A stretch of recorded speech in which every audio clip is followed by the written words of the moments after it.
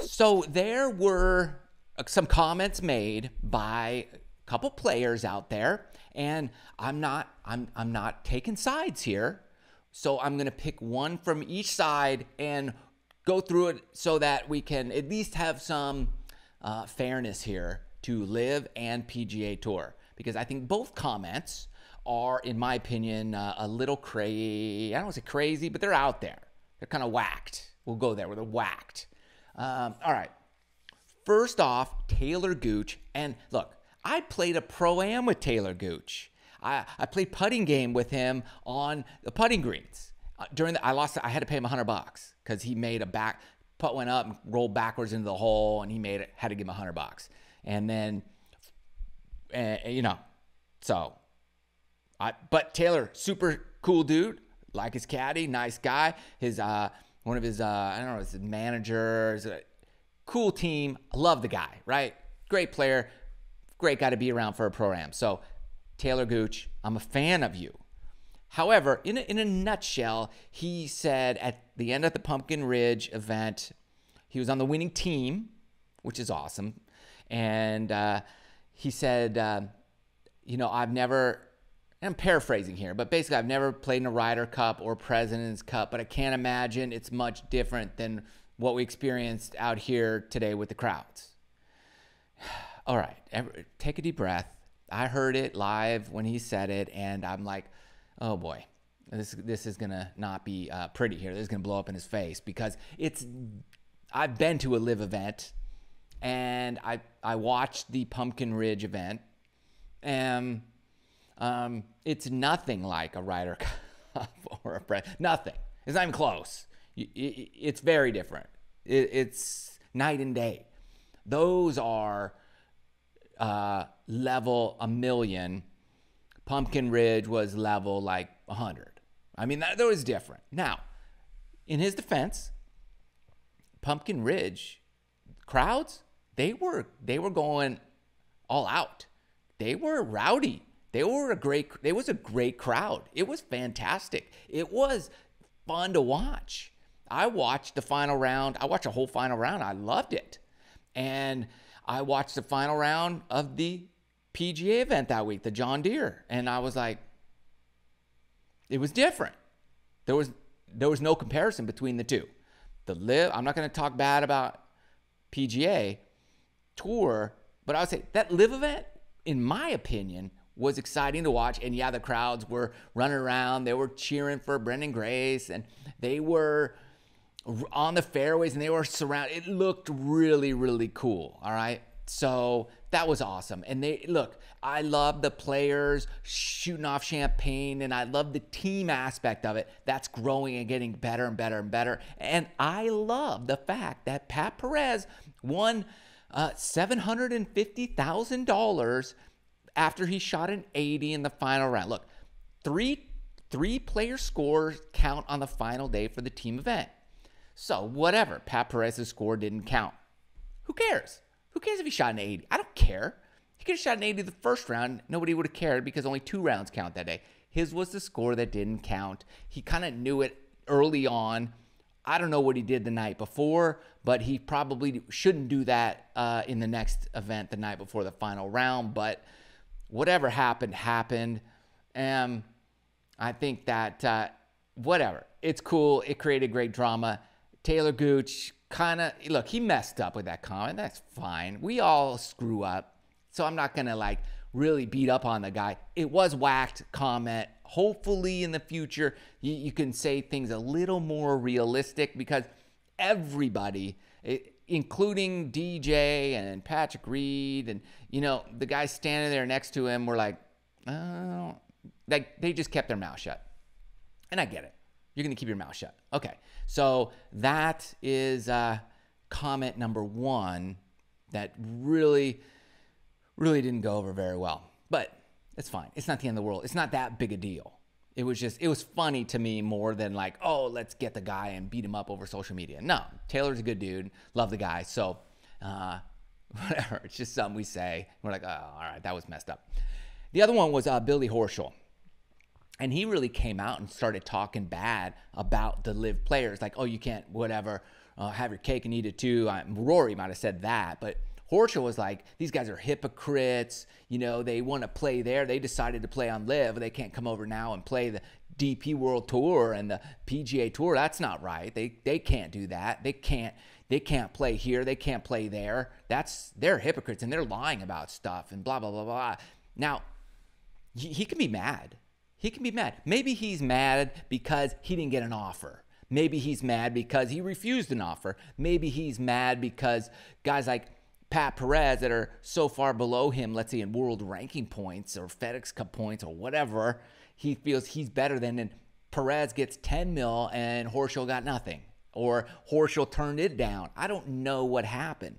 But to say this, in my opinion, is a bit ridiculous. Because you're an independent contractor. You have the right to play wherever you want. Just because the PGA Tour says you can play here or there or this or that doesn't mean they should get that right to tell you where you can and cannot play. And that's what they're doing. They're saying you cannot play there and here at the same time. Okay, that's fine. Whatever. They could try. Ian Poulter apparently won his suit, so he can play in the DP events and on Live because he qualified for it.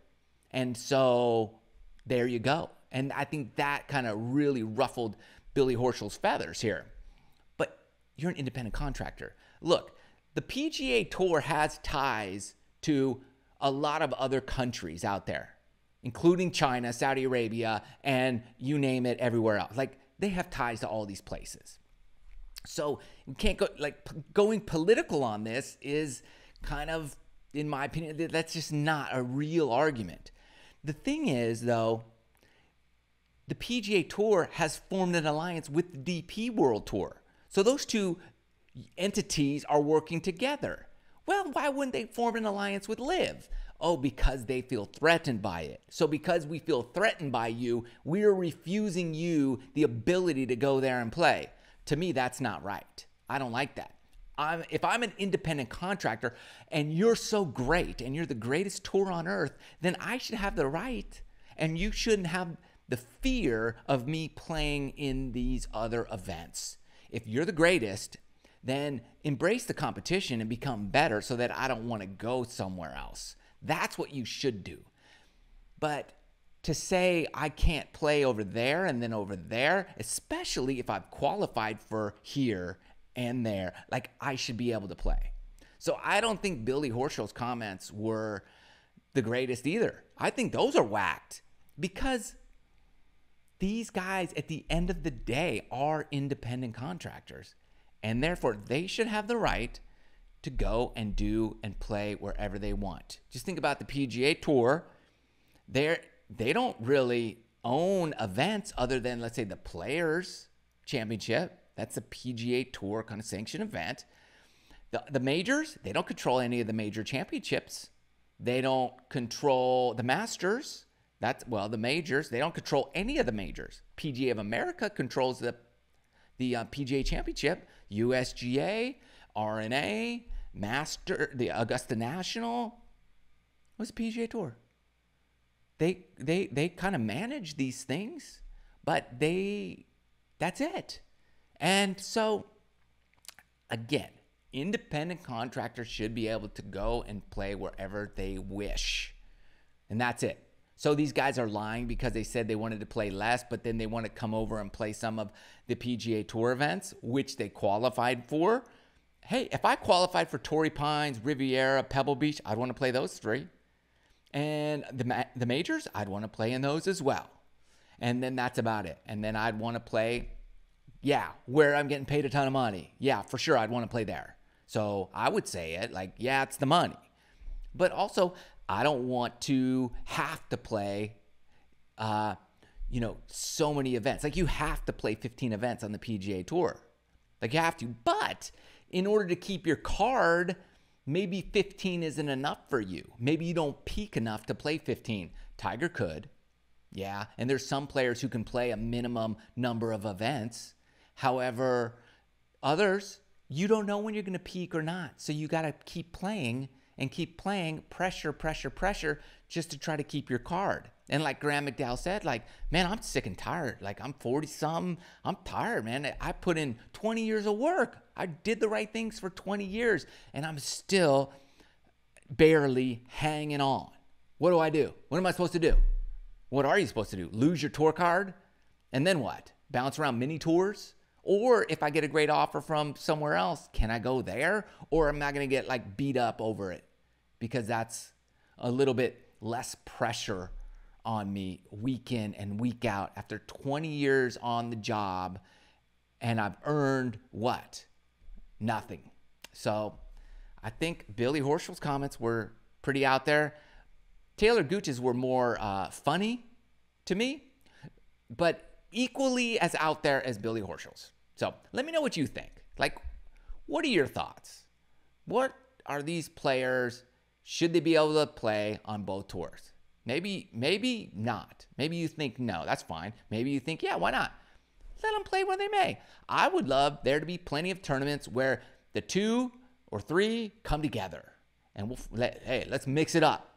See who the best is. Maybe that'll be the majors. How exciting will that be? It creates more excitement, more drama, more interest in the game of golf. And that, to me, is fantastic.